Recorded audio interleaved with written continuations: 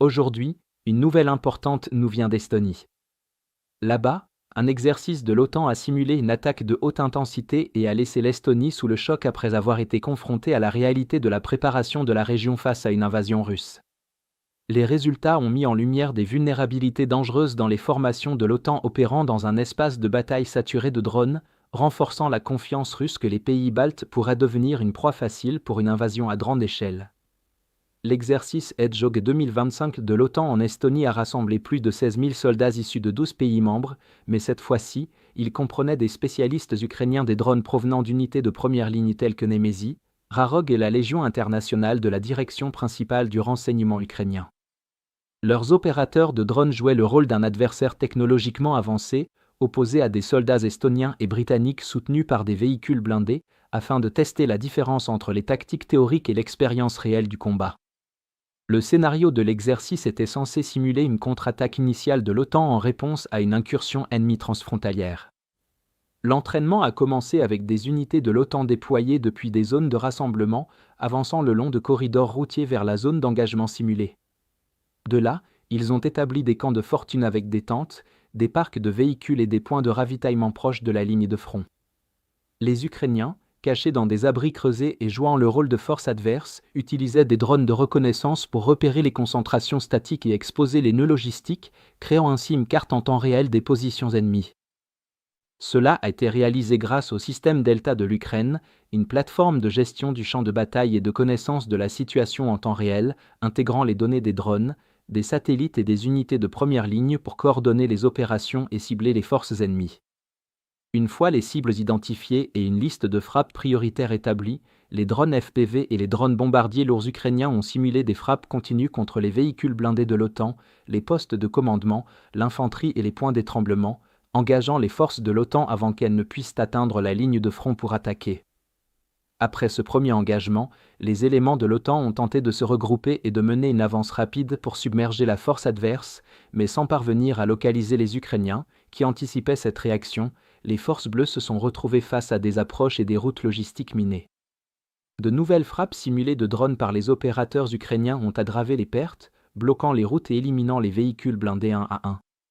En environ une demi-journée, l'équipe ukrainienne a simulé la destruction de 17 véhicules blindés et mené environ 30 simulations de frappes supplémentaires, stoppant efficacement les opérations de manœuvre de l'OTAN et rendant 2 bataillons mécanisés complets inaptes au combat. Selon les participants, les forces russes, incarnées par les Ukrainiens, ont réussi à submerger complètement la force adverse de l'OTAN en une journée, malgré l'utilisation de seulement la moitié du nombre de drones habituellement observés sur les lignes de front ukrainiennes dans des scénarios similaires.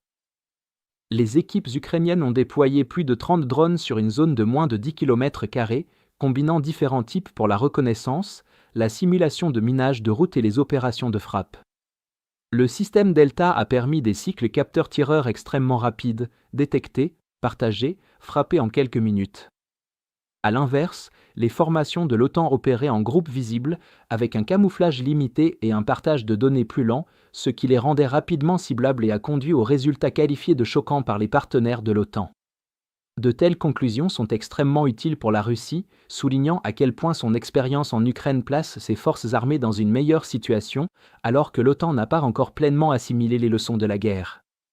Pourtant, à ce jour, les réformes internes de l'OTAN restent inachevées, car la modernisation des chaînes d'approvisionnement prend des années, la réécriture de toute la doctrine nécessite un consensus entre les États membres, et la remise à niveau des forces au niveau des bataillons exige plusieurs rotations d'exercice.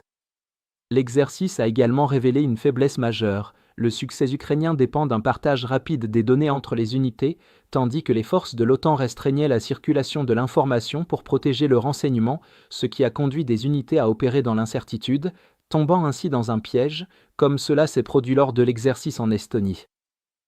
Combler cet écart est essentiel pour éviter d'être pris pour cible en mouvement, tout en étant incapable d'empêcher à temps l'infiltration ennemie. Les responsables reconnaissent que les anciens manuels ne reflètent pas pleinement les réalités d'un champ de bataille dominé par les drones, avec sa surveillance permanente, son ciblage rapide et ses capacités de frappe décentralisées. Cependant, l'annonce publique des résultats de l'exercice, près d'un an après sa tenue, vise à catalyser des réformes internes, forçant la direction de l'OTAN à repenser radicalement ses méthodes d'entraînement et à instaurer un véritable changement. Dans l'ensemble, l'exercice Hedgehog a démontré comment l'emploi massif de drones dans la guerre en Ukraine transforme la guerre de haute intensité, et surtout, comment l'OTAN doit désormais s'attaquer d'urgence à ses vulnérabilités fondamentales. Parallèlement, le fait de mettre publiquement l'accent sur ces faiblesses sert à mobiliser la volonté politique et les ressources budgétaires, car l'alarme accélère toujours la modernisation. L'objectif de l'exercice était de forcer une auto-évaluation critique et il a mis en lumière l'écart opérationnel qui existerait si une véritable invasion russe, utilisant les mêmes tactiques, survenait à la frontière orientale de l'OTAN. Avec l'aide de vétérans de la guerre ukrainienne, l'Estonie a obligé ses alliés à affronter la réalité selon laquelle 10 opérateurs de drones peuvent vaincre 16 000 soldats, soulignant la nécessité d'adapter la doctrine de l'OTAN en conséquence. Si vous souhaitez découvrir d'autres développements importants d'aujourd'hui que nous n'avons pas pu aborder dans cette vidéo, n'hésitez pas à consulter notre carte interactive de l'actualité. Le lien vers notre carte interactive se trouve dans la description ci-dessous. Merci d'avoir regardé cette mise à jour, et un merci tout particulier à tous ceux qui suivent déjà notre carte interactive.